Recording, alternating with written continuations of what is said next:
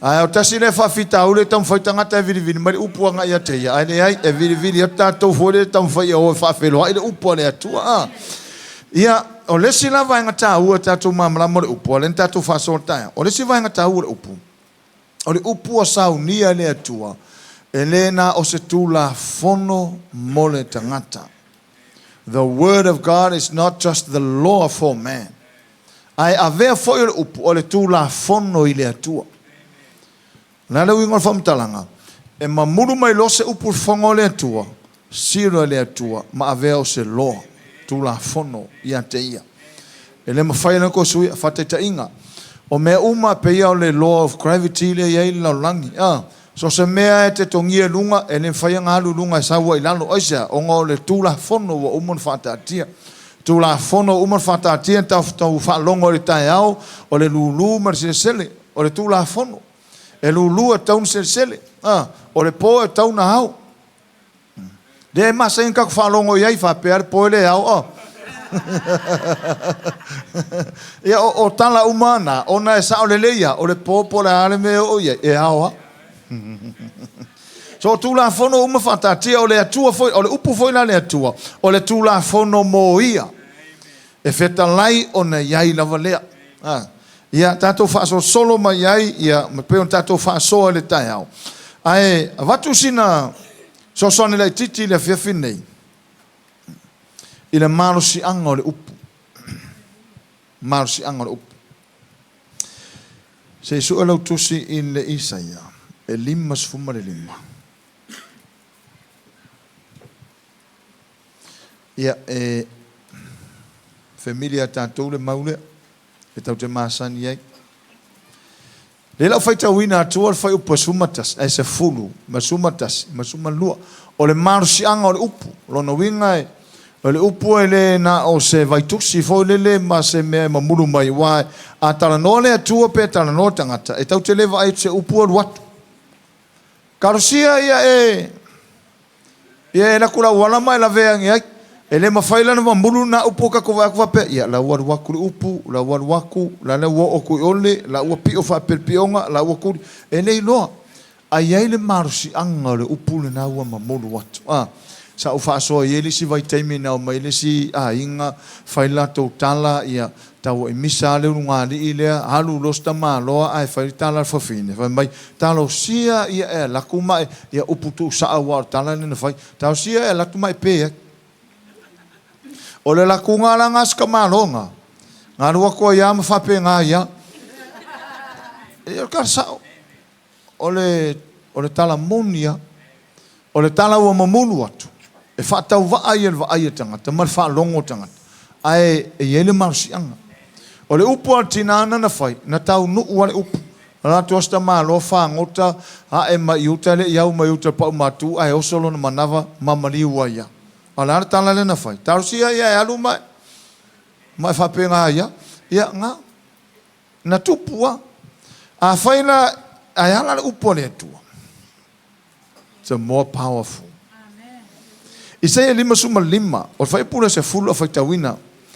Ia e whapea. A wā e pei o na toto ifo le ua marikiona mai le langi. A e le to e fo i atu iai. Ia vaenga mua na. O atu nuu ia e maua i le ua markiona. E maua ia tātou le ua e le mause kiona. E maua rai atu nuu ia le whairitana perfecta. E maua i le ua to e maua i markiona. O le kiona i o le aisa. A o le ua o timunga po uanga. Ia tātou a maina e whao ngā tātou ne ua e tele tātou ua. Tele tātou timunga le fo ia e tau te matamata tu tau timunga. Whapela o le ua e toto mai le langi. A wā e pei o na toto ifo o le ua marikiona mai le langi. A e le to e fo i atu iai. O le whamtalanga. A sau le ua. E le to e fo i le langi le ua. A ele me tupu ai le ua pe apa u. A e pei tai e whaasu sui na ai lau ele. Malama umare a hinga o le atua le melea. E olona na umati lau ele ua maveve parapala au whaifatoanga ua fiu o toto e kaser ki munga ko e lau usi umailunga mea toto. E sa o le lei ala le upo le atu. Whai mai, ai peitai, e whaasusuina I lau ele, mafua mai ai, matotongo mai ai, tupu mai ai saito I le lulu saito, mane me ai I le ua ai. O e penge fiki le ua pe apa u. E penge fiki ai le lulu saito. Penge fiki ai fai ka pisi. E penge fiki ai fai konga api. E penge fiki ai fai konga la au ainga. E penge fiki ai folka ngaka e kausa mia fua la au ainga. Wa le tala le sau I. E maua ai le whamarianga tangata lulu. Ia toi maua e whamarianga tangata ai. Penge fiki lulu, penge fiki le ai. O le tala le sau fai mai. Ai pe tai whasusu ina ile lau ele. Umarong whasusu me na tupu fua mai ai. Me na tupu umolor fua mai. To tongo mai ai. Tupu mai ai saito. Mo le tangata lulu saito. Lona winga penge fiki fai maumanga. Penge fiki fai kongana au inga. O ile skangaka e penge fiki nga. O tangata e tau sami. E mau ai saito mo le lulu saito. Male mea e ai. Ile ua ai. Penge fiki ko lua le tangata lulu. Mare tangata ai. Saulo le whatustusanga o le maunena. Ile whai upasuma tasi. Whai maile le perfecta. E whaape ngā uma le awhionga le atua. Le upu le mamulu mai whonga le li. E whaape nā le upu le atua. Whai mai. E whaape a whoi la upu. E alu watu ailo ngutu. E le to e whoi fua mai a tau. Ai pita. E whaia le mea o te loto iai. E manuia foi le mea o te awina atuai. E whaia le mea loto iai le atua I lana upu. To e manuia le mea pau iai le upu. E manuia le mea awina iai le upu. A le whaatusa le upu. Whaatusa I le tangata ngalue. E ngalue lulu saito. A pau le ua. E whaatusa le upu le ua. A ona pau le ua. E penge fiki e tangata le ngalue le tangata lulu saito. To e benefite o tangata o le tau sami. Ai whai mai e whapena le upu le atua le upu la lea. O upu uma e mamulu mai le fofongo le atua. Le antatu whanono e whanga ina le I o le upu rhema, spoken word. O le upu a whetalai wa mamulu mai whafongo le atua. Wa tustusia mwhamawina. Mai e le to e fo I le atua. Ai manuia le mea ya. E whaia le mea whiringaro I le atua. To e manuia le mea. E awina I le upu. Le lawa awina le upu le pōne nei. Sorry. Kua manguia halau kako. Wa. Ke ofo ala se alo se le sanga manguia. O mea ai o le tino e alu tangata le sanga mea ai. A mea ai whale nganga e kauanga kofuru ka ngaka malanga kausam. Kofuru tangata malanga oso. Nea le whai mai. E manuia le mea o te awina tu iai. E manuia foi le mea e whaia le mea o te loto iai. E manuia foi le mea o te awina tu ai. Hallelujah. A tato mata la I le au onga lea. Hallelujah. O te whia whai tau ina whapeo tānia lea I le versions I lua. O le NIV man New Living Translation. Whapeo mai. So is my word that goes out from my mouth. It will not return to me empty. But will accomplish what I desire and achieve the purpose for which I send it. Well, the New Living Translation of my it is the same with my word. I send it out and it always produces fruit. Nga mamulu o toale upo le atua e ele me fua mai ele me e whaatupo le upo le atua. Amen. It will accomplish all I want it to and it will prosper everywhere I send it. O lea e fōringa mai. E tamau ahinga I fo iso se mea pa u ele upo e tamau ahinga. Prosper. E tamau ahinga me pa u ele upo. A pa ula le upo I le loto o ema le loto whaife au. E ka mau ahinga. Talo foi lo tua ema whai. E sao e ria mea ni. E sao e ria mea pe ngā mea kau karango ai. Kua lua se lau pasenge le sao. Amen. Kua e makaukia o le maro si angala le upu. E fua mai ai, ma whaia le me e manao iai le atua. A whaia pa ure ua. Ngā le pauanga lua ngā le ua la e whai ngā le pau lau le ele whasusu pauanga. A e to tongo mai ai, ma tupu mai ai saito mo le tangata whai ngā luenga. To e maua I mare mea ai I le tangata ai. Whapenale upo le atua, na le pau ale upo le atua o tātou loto. O le o tātou loto o le ele. Ai ngā lue ale atua e whaangai oila na upu to tono tātou. Vai moko a ofo kako pe whawhen kako usui. Ngā pau ale mea nao tātou whalonga o le upu, whalonga ko le loto e elme o tupu, tau tuli talia Yesu, ke ewa kungwa sui le mu wakua. Ai ngā lue ale upo le atua. Ke ia wane koe palau vale, ore, mea fo ia, Ke ia wa sea ika. Whaira kua oi, sa oa, sea ika. Sea.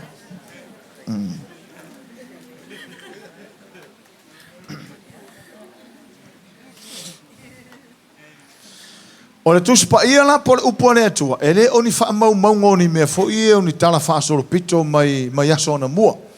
Wha peo hao mai ei peo le hao ina manonge le lolo fo le tamu whai tu whatasise le ei o le mea na pa u mai le fofonga o le atua.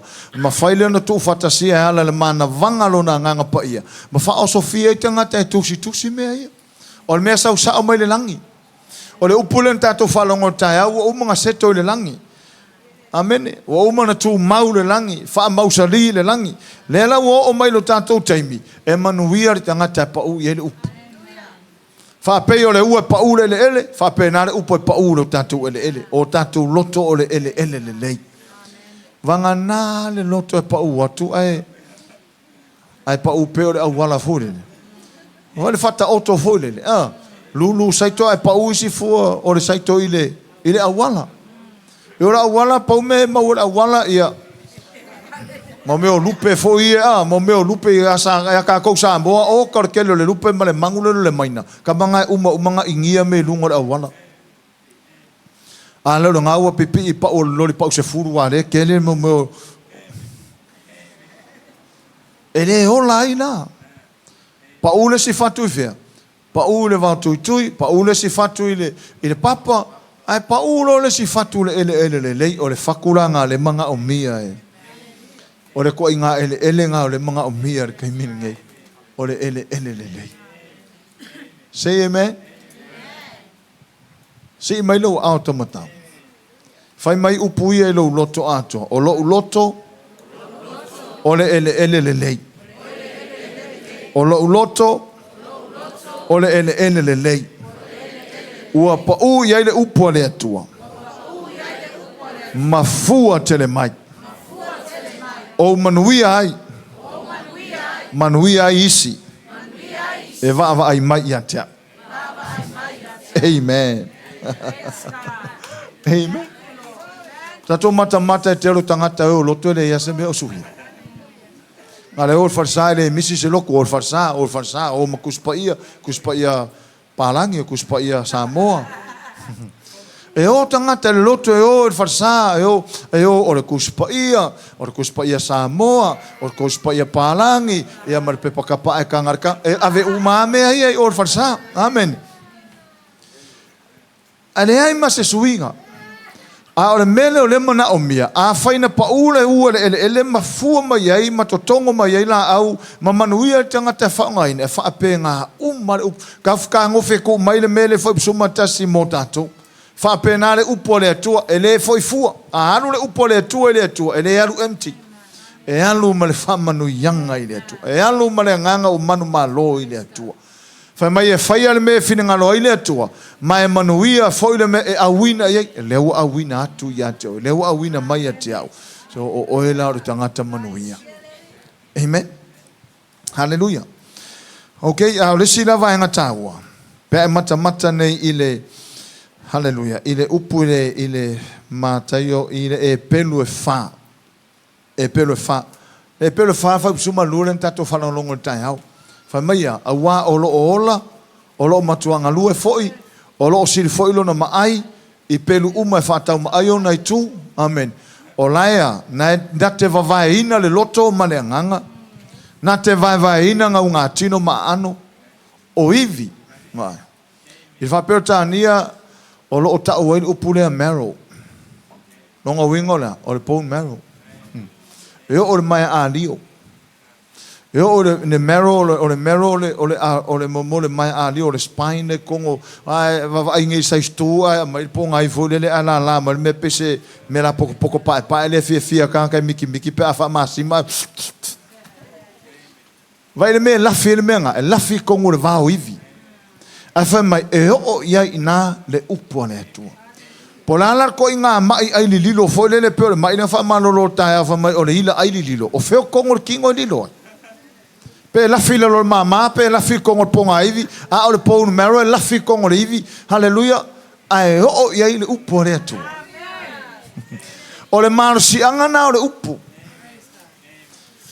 o le vai no le loto mananga ele ma fai e stangato na fai ai ma fai le upo o le ano mane ivi e ma fai le upo ntava vai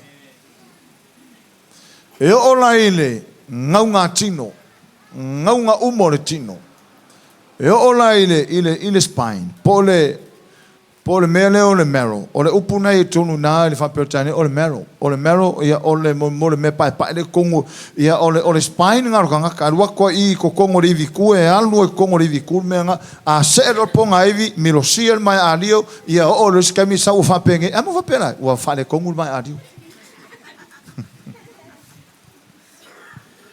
al mai alio fengo foi e ko kongo ivi ai o yene upo le tua o le maro sianga na le upo le tua e tau matua io tanto loto o la la ko inga mai fo le pe foringa mai la fili via so pe la filma ma pe fiu CT scan e ka scan e le lo po fe la fia pe fai mai fo ma so mia le e le se me lilo e o ia le maro sianga le upo le tua e o le maro si upo le tua le mama e o malo se upo le tu e pona ivi awa atato vata mata ile e perumta po fafa po suma le lua e ola to inga lue e le nga ole ola le upo le tu a la nga yo e nga yo ila le upo le tu nga yo yesui tangata ya so uma ala fa mai e o le nga tino a ano o ivi o le loto o le nganga e nga lue ale upo le tu ya so uma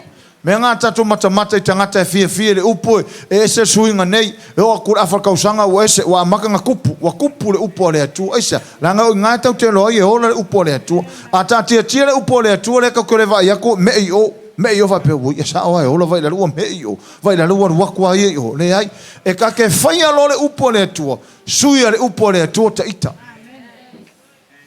suia le upo le atu ta ita o lota o langa sai I le level 5 levo ile tulanga 5 e mafaina si ele upo le atua anga ya tulunga se fulu langa le ola fale nganga ya lunga e tani lunga fa pe ele tani na fa pe tani e ala ele upo le atua polale mangwa mawlunga ia ile upo le atua fale kongo ka vale afara nga ko fo sama ya wakura fa penge ele fale kongo le afi ai aka ko mana losi upo le tua por ko inga enga por ko nga fafika uli por ko inga mai o ko inga me kupu e alu wal tangata ilung pe ai lungo upo le tua tele o istangata e kai fafika uli na o vai maua ke ale ka milu fa pe ma o kulola ka ki mai o ka fora o vai mau o ma kwa vai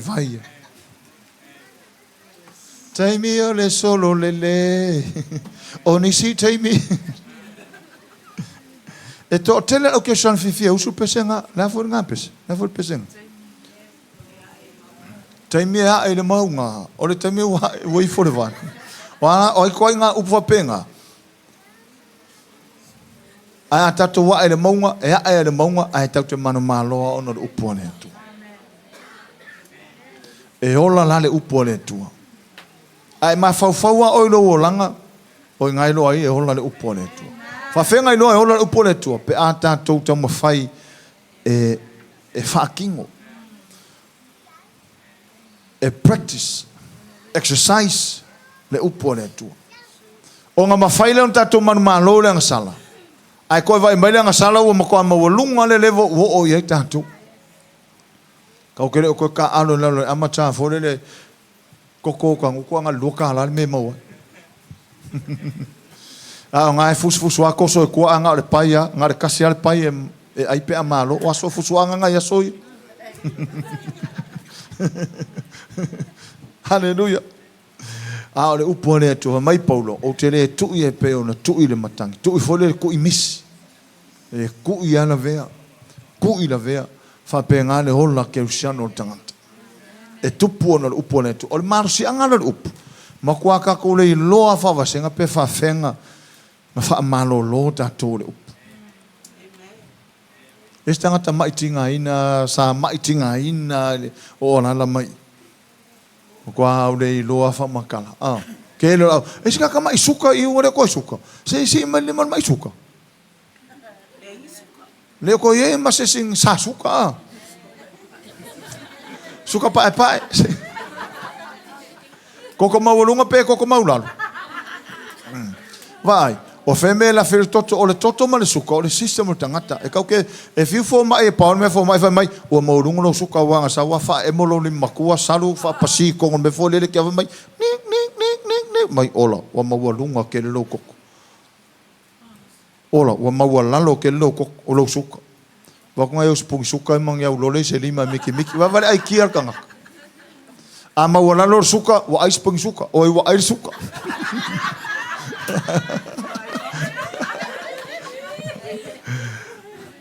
Esa or como fiking ar suka ma wala lor suka ingul kokola.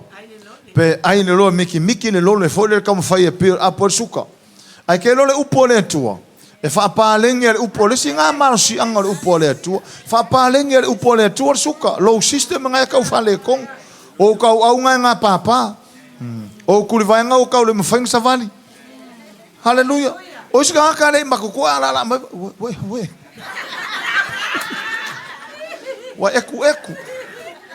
O fio causa, qua fast food, oi calo fai. E ma fai ale upo le tua. Vai mo me pa fore le pese unga le e ko kongo kuli vai. Le ma fai nga fenga u ya I ponga I. E ma fai le upo le ku ko fa kupu me nga. Sole e ma fai. Esa langa o le upo e sau me le fofonga le tua. Fa fenga ma worka folana ka le mo. Ngong sa ngi se mai ka faingi mo ngi survey pe fa fenga faulka fola. Le ai nga le upo nga mamuru ku mai ka fola fer wa I mo sau. Amen. Oi a uma makangifa ke kele lai le moanga sau. E oi fingo ka ngingi I mo kwa e fiu fa vasenga pe fa fenga.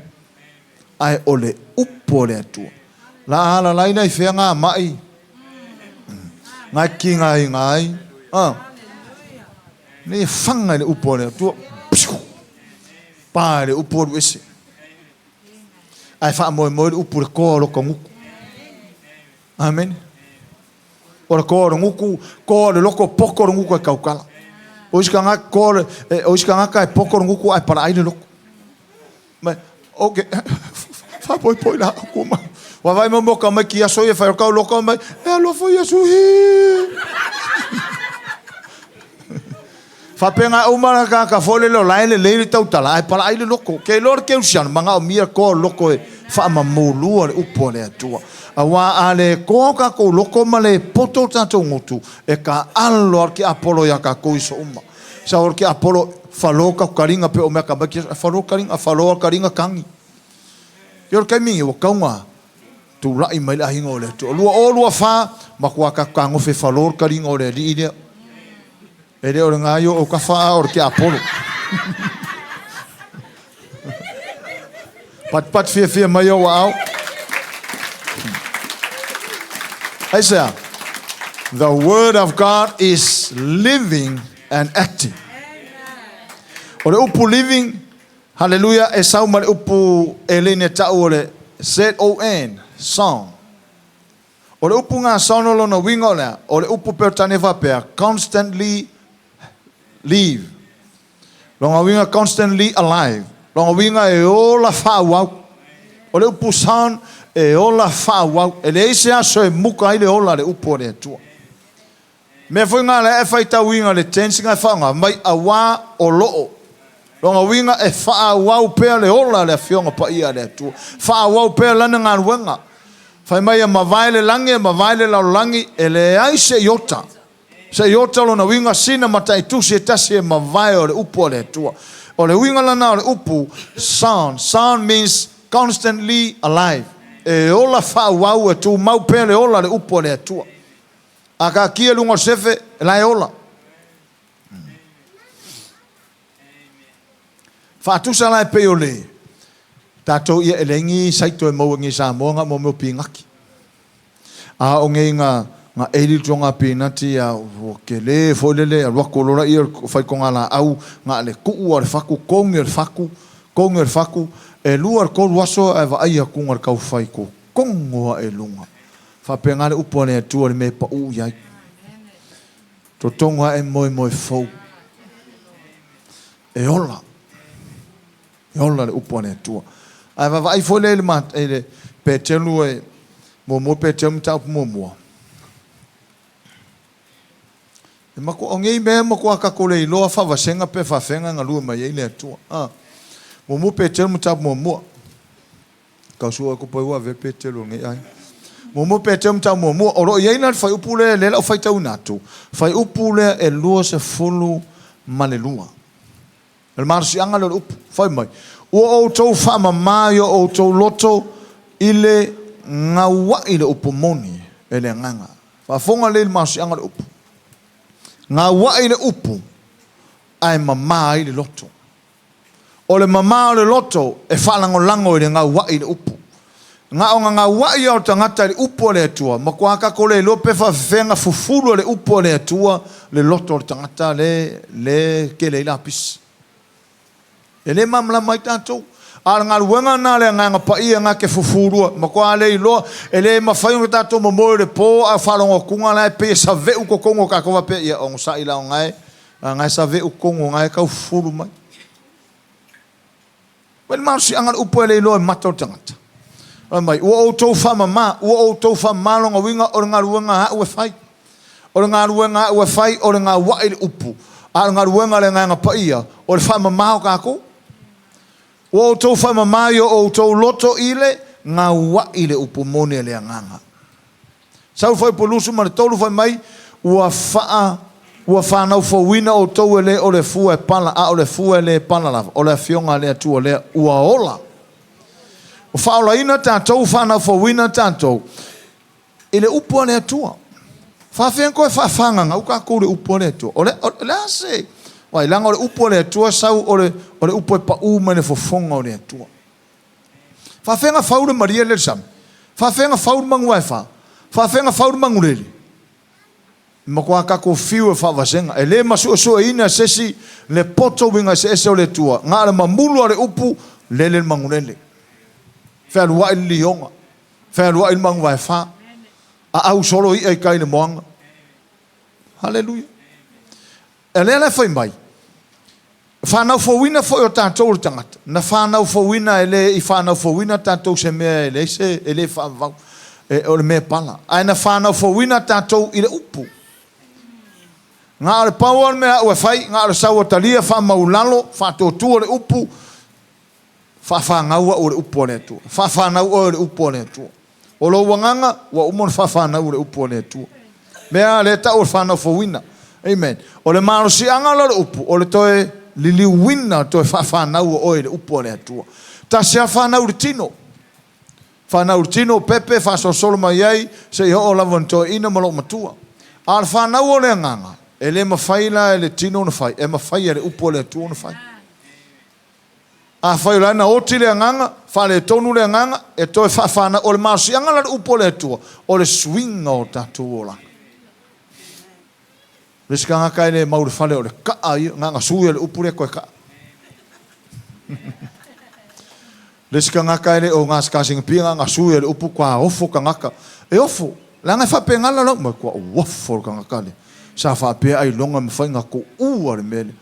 E ofo la nga le mfa se sin fa matala le upu le tu. E ofo u mata ngata. Ko foi ke la fa pe, okay, ofo le liu ka ngaka le ar ka ngaka nga fo sole. Ia o folanga le se se mfon fa matana le upone tu. Na te la mai mo kwa o fo ka ngaka ya oi mar suinga nga wo yelo soifu. Amen. E o fo ma fainga ku o mere o e o fo atanga tai a fa maritala Yesu fa ya Nicodemo. O ke o fo. Awa ke ofo mene ofa ko e ha o anto fana oto. Awa le ofo. Fai lo kwa oi, awa ko ofo ranga mga o Yesu ka kifanga. Hallelujah.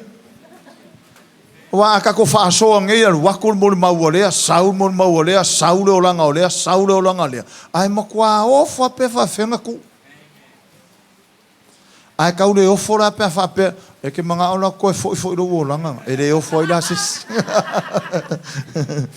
Hallelujah. Saul le fai upulon lusu mal fa, fai mai.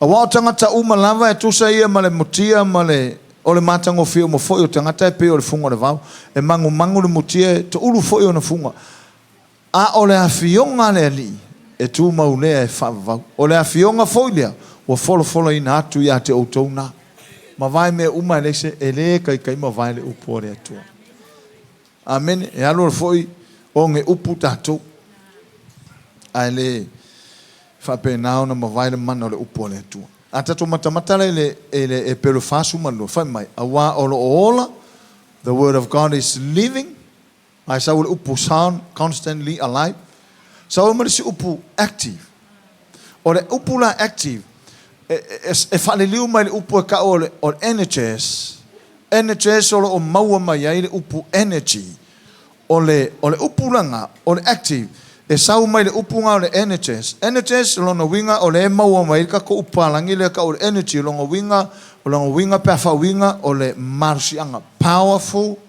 dynamic full of energy anka ko maka ko ai pia ele vai pia ele pia fa le se energy a le kai me ke fa nga ai maka ko vola full of energy more powerful. Amen. Ole upole tu. Me fore ana ngai ngo e mai aku peru uma mai. Ai ne ase mai. Ele o mai vai.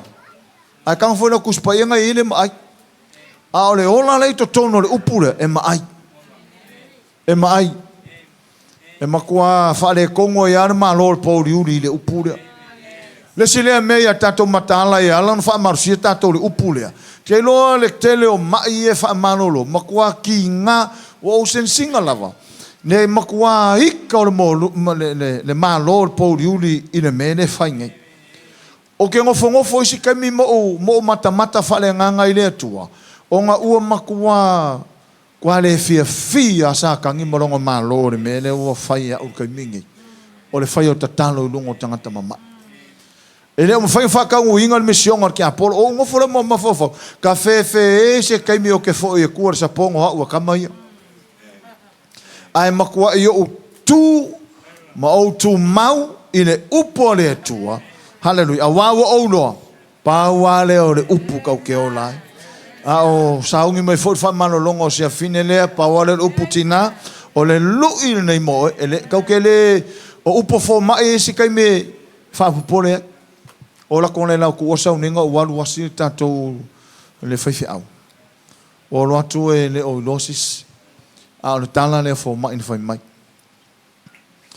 ua fa matala e fo mai ua le ai se tonga fiti ua fa le tonu lo na fatu ua fa le tonu uma me uma o le to ina na o to fa pe lunga le moenga ai pa u fa pe lalo ai salia le lo fi vai kanga fa vasenga mai stanga tai pa u ai salia le lo fi vai e ka kaunga salia le mele o le mele pa u ila ai pa u fa pe lalo ai salia le lo fi vai kau ke fiu fa vasenga ia sauli pote fai mai fo mai wa wa ia o tala no fo mai talinga o to ina ia matar tal no e o vai kunga o malingi lo maka ko ai la na te la ngona mai o tu lo fai le tala o le upu ale tua mau al to fi mani fa o le upu na fo mai a o le upu ale tua ele suia se le upu ale tua o ai lava tangata tinga ina nga o le fia i oia i ai fatu tua i ai mau to manga onga e fa maoni le atua e fai mai o le atua le o se atali o tangata e tala pelo ai amen e fa maoni la le atua pe fai mai o ngata fo mai e le ngata le atua e ma vai me uma to ulu fungo la au mangu mutia ai le se iota tasi e suia o le fionga pe ma vai o le upu le atua melia O a fo ngi tala fo mai fa atu te o fa pe mai o li poti o fale to. To inga tala fo ia ata oto oti atu e oti. A o ka ke fe nga fa matalanga. Ta to tu le polo misia le atu. La le polo misia le atu. I am the Lord who heals you. O a o Yehova le nate fa maloloina oe. Fa maloloina ile upu. Langa o le upu le atua e malolo le tino ato tangata. Amen. Langa il masi anga le upu. Pole afo ia le fia pao e feo sa masongi nga so kua ka ni le fo le pesi anga leo fo masaya manga yanga upu fo ye pi pe fa leo lasi fo le pe ka fa ka vi o finga nga upu. Sa masongi. Songi. Ore ka ua sa masongi me songi. Ke o fo ya oi. Ore ha e no manu si anga. A songi. Ava ine poko. Ora la me nga kupu. Nga mamulua ona ole leo, ole upu. Fo iskai me sauti apolo fa penga. Sau si nga leo lasi fo le.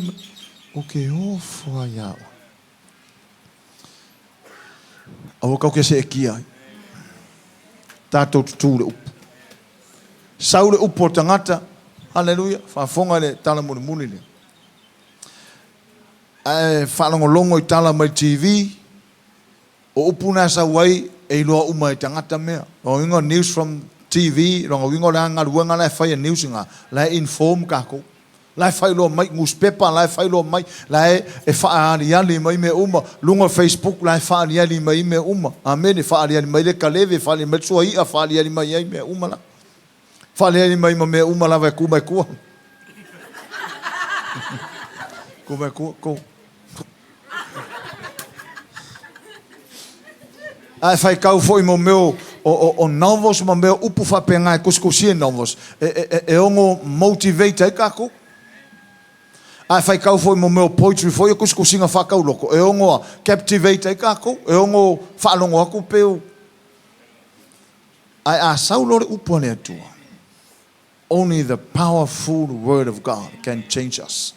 Nga Paula le upo suia kako, Paula le upo manolo ai kako, Paula le upo fainga motivate sa o ya kako, e unga ia kako le upo le tua, fa marusia kako le upo le tua, fa manolo tanto le upo le tua, e tutupu tanto le upo le tua, so asuso le suia, o le vaila au le upo le tua, e manolo ai le mai, fa tua ia tangata, manuia ai foi, manuia lona ainga, manuia lana onga, e poto ai tangata, tamai tangata ile upo le tua. Hallelujah. Ya. Ora masi anga o upone tu. Anga wa ori ya mai fifi. Hallelujah. Wa ori ya mai fifi. Ya. Fa manu ia le tu sta tu ainga. Fa marsia tanto ne tau sanga le up. Fa marsia le online up. Tato uma, tato ainga, oi ainga, o lai mana o mia, o ani mana onga, o le upu tati. This is the answer. O le upu. O isiru ngani mai, wakanela vaa makiva, o makwalea kausanga makiva, a mga o mia mau o, lea, ka maa hinga le upu o le tua. Hallelujah. Whamanuia le tua lo finangalo, whamanuia le tua le tato ainga mai mo mai, whamanuia le tua ya teo tau o le upo le tua, whamanusia tato le upo le tua. Awa tau te memorisinga le upo le tua, ai mana o mia le o lai le upo le tua. Te le tangata memorize le upo ai muso e o lai, ai mana o mia le o lai, mga o mia le o la, mga o mia le fai, mga o mia le exercise, ia na e whalangona ia lea, o ka so mawhanga whanga masolo te. Ia, i le swafa.